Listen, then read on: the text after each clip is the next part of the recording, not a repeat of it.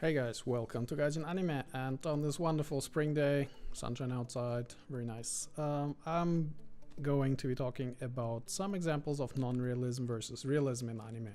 Now, one of the most common disparities between real life and anime life is seen in space and science fiction anime, where there are some giant mecha or generally giant objects moving around. And one thing that anime commonly does is it ignores inertia.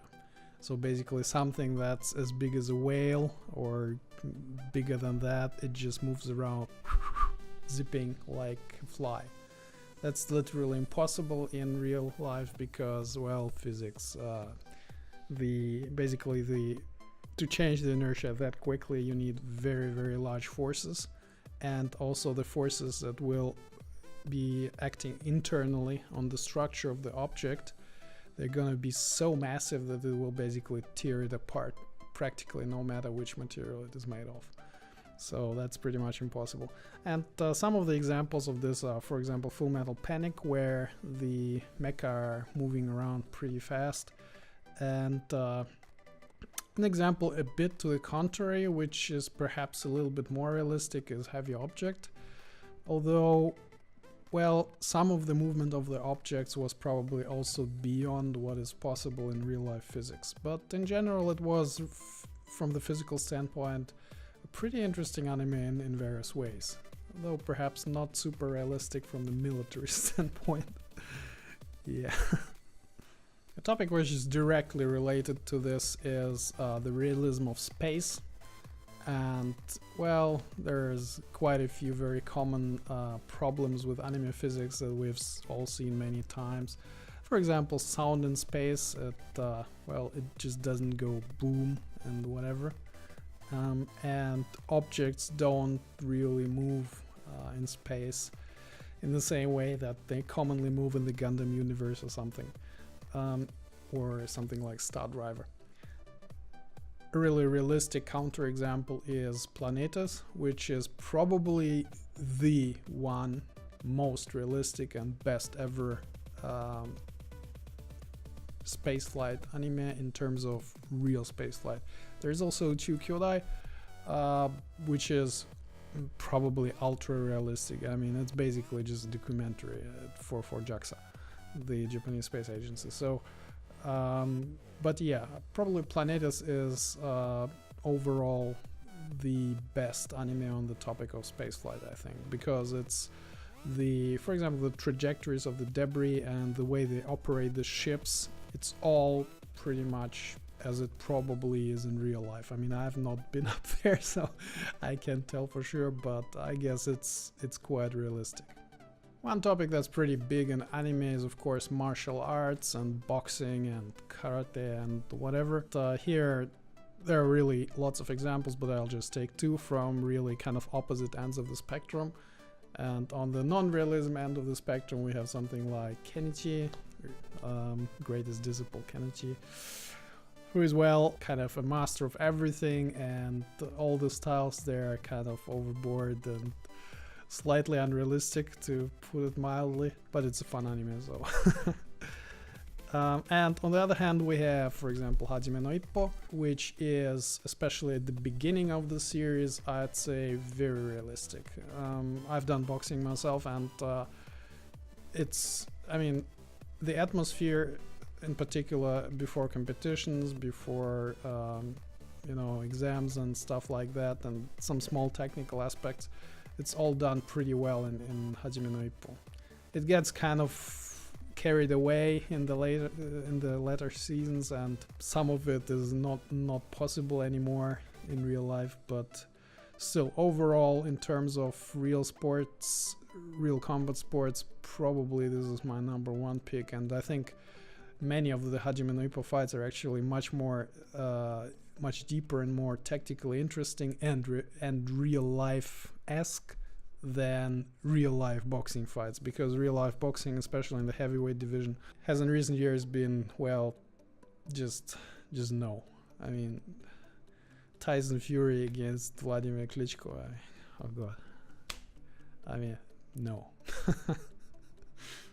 Another popular type of sport is of course soccer or football. There we have quite a few anime, starting from the really kind of ridiculous Captain Tsubasa, still very popular of course, versus for example something like Giant Killing or Days, which are both, well, kind of more towards the realistic end of the spectrum, though of course I don't think there is even one really real life-esque soccer anime. At least I think I haven't seen one, because soccer is a really complex sport actually, and especially from a trainer's perspective. From a player's perspective maybe no, but from a trainer's perspective it's super complicated, and well, Days was not too bad.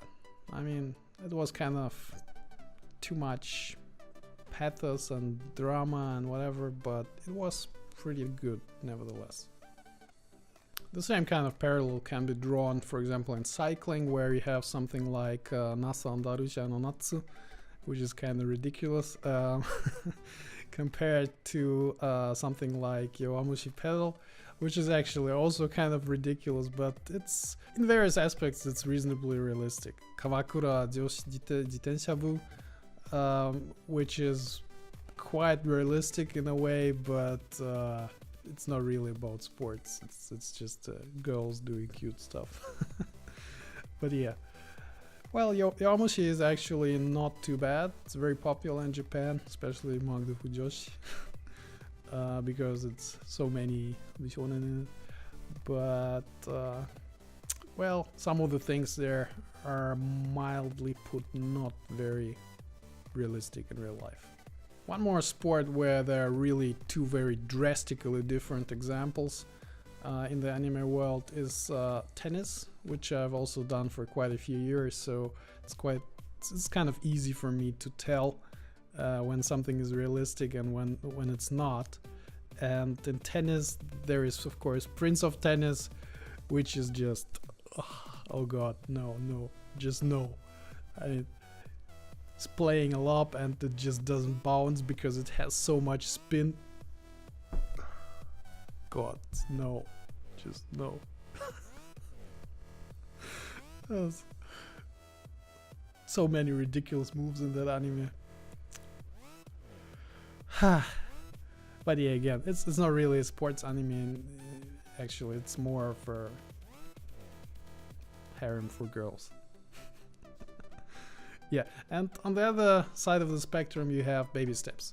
Baby Steps is excellent. It's from the technical standpoint, from the realism standpoint, it's almost a documentary series. I mean, you could just film something about junior league players, and yeah, that would be Baby Steps. I mean, so much realistic stuff in there. I mean, the guys who wrote this, they were really good.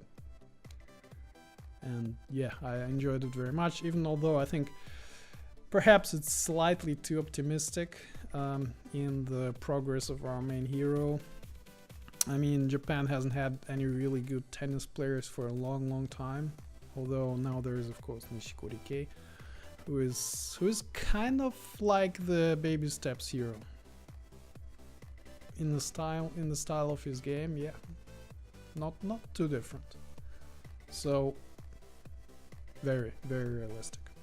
Pretty much the same picture in basketball, where we also have some, well, kind of ridiculous series like Kuroko no Basket, which is of course still pretty popular. I mean, come on, just no, basketball doesn't work like that.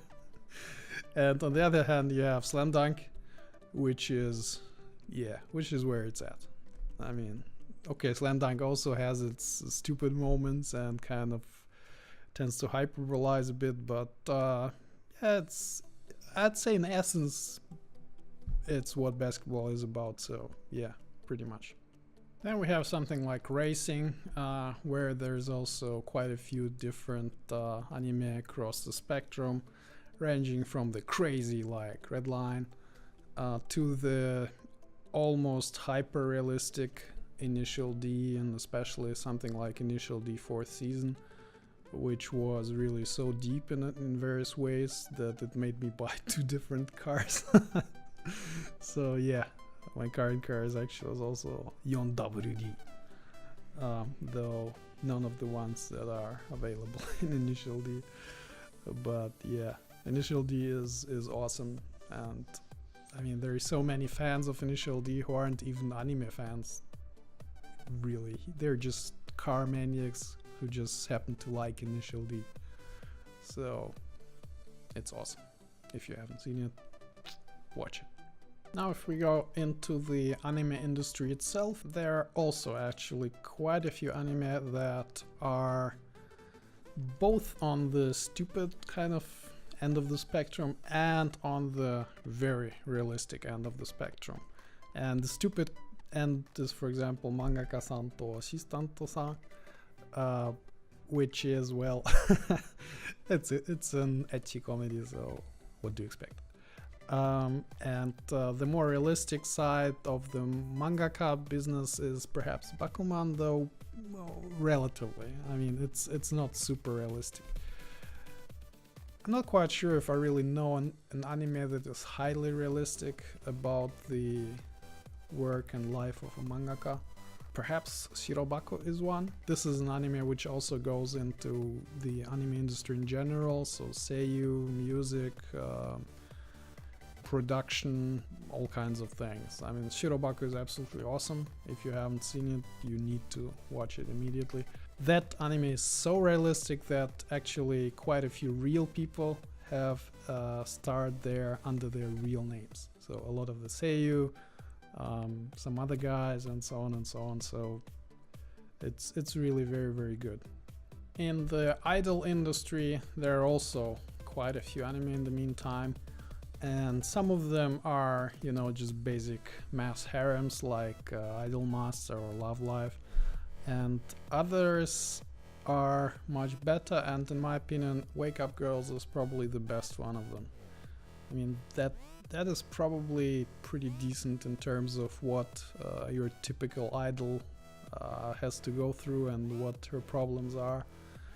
I mean, it's kind of a cruel industry actually, so I don't really want to dive deeper into that.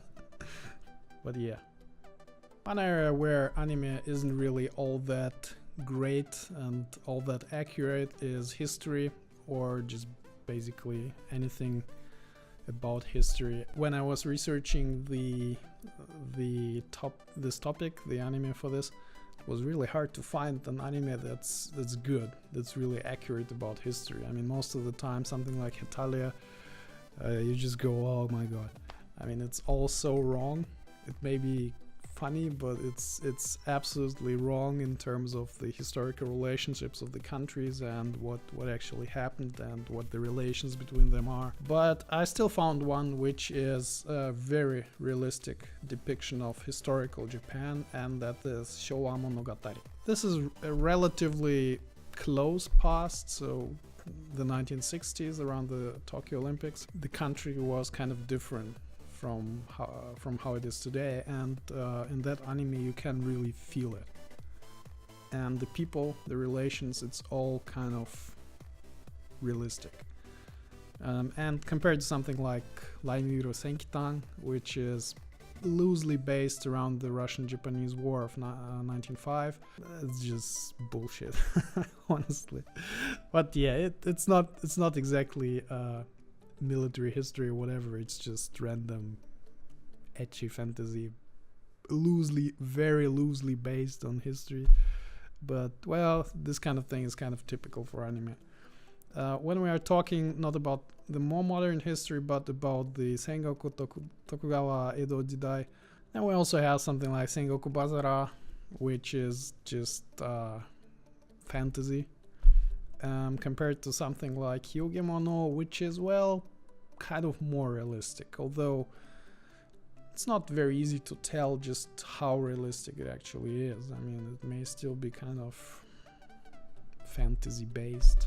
So yeah, it's probably something for a historian of feudal Japan to decide. Okay, so that's it for the maybe 15 or something examples of realism versus non-realism in anime.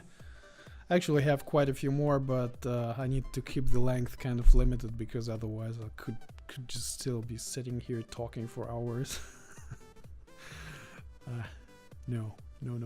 Anyhow, thanks for watching. Hope to see you next time. If you liked it, if you didn't like it, just write in the comments and subscribe. Or don't subscribe. It's up to you. Anyway, thanks for watching. Hopefully see you next time. Arigatou gozaimasu. Mata ne.